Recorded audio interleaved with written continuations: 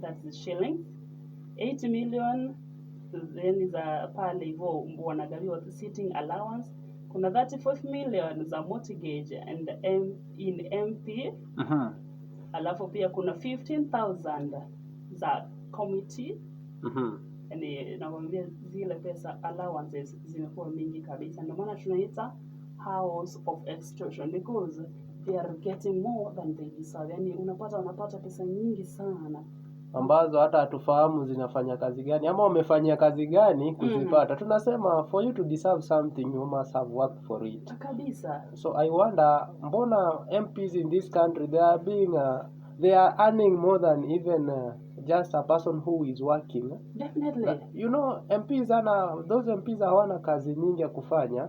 Tukilinganisha kwa mfano na madaktari, tuwalinganishe na walimu. Ukweli. You see like teachers are working day and night, because unampata alitoka nyumbani asubuhi atarudi usiku. Usiku anafaa kujipanga for tomorrow. Na bado unapata kuna wengine they are overworking. During the day huyo mwalimu anafunza, alafu anapeana kazi, alafu usiku anabeba vile vitabu anaenda kusahihisha. Bila shaka. Kama ni daktari ametulia pale, alafu anapigiwa, daktari, njoo hospitalini kuna emergency, inabidi afike pale, lakini MP hapo tu pale, lakini anapata mshahara maradufu ya yule, hata sio maradufu, mara nyingi sana. Sijui ni times 10 ama times what kwa yule daktari ama yule mwalimu. And I normally say MPs they normally work for themselves, kwa sababu utapata wacha nikupe hichi kisa. Utapata kwamba MPs wakati wanazungumzia masuala ya kuongeza mshahara ama kupunguzwa mshahara, mkweli, nenda ukasikize mjadala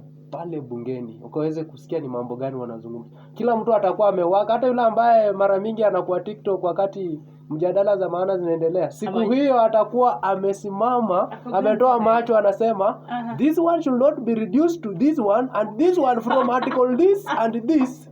The MPs are supposed to be protected and done this and this, and at the end of the day they are going to win that mjadala. Lazima kabisa. Unapata mwingine hiyo siku wakati wa mkutano yeye anasinzia, lakini hiyo siku ndio anasema article B, article C, article D. Unasikia referring to volume number. Unashangaa oragosa. Hapo ndo unajua alisoma. Kabisa. Alisoma kujitetea. Lakini mbona hawafai kuwa hivyo? Bila shaka. But extent hadi tunaongeza house of extortion. They are supposed to mind other people. Sure, and we should remember that they are the representative of the people. Exactly. Wakumbuke mtu kama Barasa hapa. Badala ongezea nini salary waseme hii pelekea Barasa. Bila shaka na mimi hapa lakini sitaweza kuwazungumzia zaidi kwa sababu nikiingia kwenye siasa sana tunajua tukumbuke kuna abduction. Lakini tunasema wanahabari lazima tutakuletea mambo jinsi yalivyo. Ni kweli. Na bila shaka sisi ni kioo cha jamii. Kabisa. And to another headline, research shock, married women lead in abortions. I think this is arising. This is so much hitting in a hit direct to the point. This is hitting a nail on the head. This abortion thing, it is too much.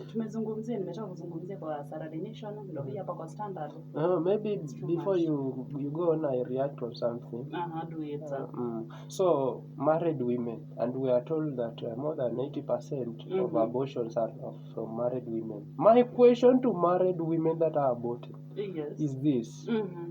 Mbona umeoleka kama ulijua kwamba hautaki kuzaa au kujifungua? Kabisa. Ni kwa nini ukaweza kuingia kwenye ndoa? And then you know this is something that is creating some room of maybe I can call it sorry to say that mediocrity, because you cannot abort na wewe ni mama. What are you expecting now these other young ones to do? Exactly. Are you leading as a good example, or you are showing something else to the community?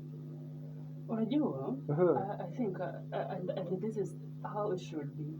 If you're not ready to be a mother, if you're not ready to have a kid, if you're not ready kukuwa na mtoto wako pale, tulia, family planning. Exactly. Acha kuwa venye mimba jamii, tuache, let's stop terminating innocent kids. Unajua kuna vitu ambavyo vinafanyika huko, nasikia kwamba ukiavya mtoto atakuwa analia kwa akili. Bila shaka unajua labda uliavya president, that's why we are suffering in Kenya right now. Yes. You can never know. Bila shaka wanasema mtoto anazaliwa na sahani yake. Kabisa. Hata sijui mbona why is Shrey terminating that pregnancy? Why now? Hapana jamii, turekebishe na waomba. Maadili ya jamii. Na waomba jamii. Tusiweze kuangamiza au maadili ya jamii nimeona yameanza kudidimia kabisa na kizazi hiki yashafika na nini. Bila shaka tukiendelea pale labda yes naona kwamba maandishi zaidi kuhusu that married women lead in abortions. New report by Health Ministry and international NGOs illustrate how wives, not young single women, top the list of casual sex as others compete with sex workers for condoms. Yes, you're married, but lakini unatumia, oh my goodness. Inaitwa mipira ya ngono pale. Unajipata unaitumia, una compete na those single ladies, una compete na sexual workers, and don't forget you are married. Na baraza tumetoka kuona kwamba the rate of married women terminating pregnancy ni 80%. That means they are leading. Wao ndo wanaongoza. Bila shaka. Labda utapata kwamba 10% ni ya single mothers, alafu 10% ni ya these unmarried ladies. Bila shaka. Kisha kuna wale wengine others. Sasa kuna others. Naona kwamba pia hii Hellen Matiang'i